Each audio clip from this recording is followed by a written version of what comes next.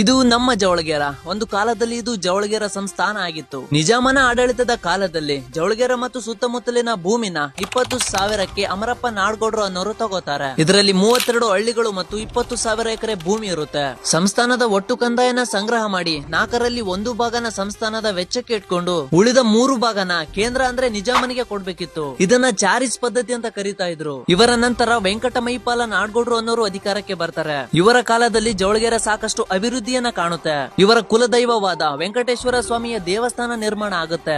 ಆವತ್ತಿಂದ ಇವತ್ತಿನ ತನಕ ಕೂಡ ನಮ್ಮ ಜವಳಗೇರದಲ್ಲಿ ವೆಂಕಟೇಶ್ವರ ಸ್ವಾಮಿಯ ರಥೋತ್ಸವ ನಡೆಯುತ್ತೆ. ದೇವಸ್ಥಾನ ಪೂರ್ತಿ ಹಳೇದಾಗಿದ್ರಿಂದ ಅದನ್ನ ಮತ್ತೆ ನಿರ್ಮಾಣ ಮಾಡ್ತಿದ್ದಾರೆ. ಪ್ರತಿ ವರ್ಷದಂಗೆ ಈ ವರ್ಷನೂ ಕೂಡ ಊಟದ ವ್ಯವಸ್ಥೆ ಮಾಡಿದ್ರು. ಹಂಗಾಗಿ ಮಸ್ತಾಗಿ ಊಟ ಮಾಡ್ಕೊಂಡ್ಕೆ ಎಲ್ಲ ಏರ್ಪಾಟ್ಗಳನ್ನ ಮಾಡಿದ್ರು. ನೋಡ್ತಿದ್ದಂಗೆ ಜನ ಬಂದ್ರು ಅಬಾಬಾಬಾಬಾ ಜನ ಸಾಗರನೆ ತುಂಬೋಗಿತ್ತು.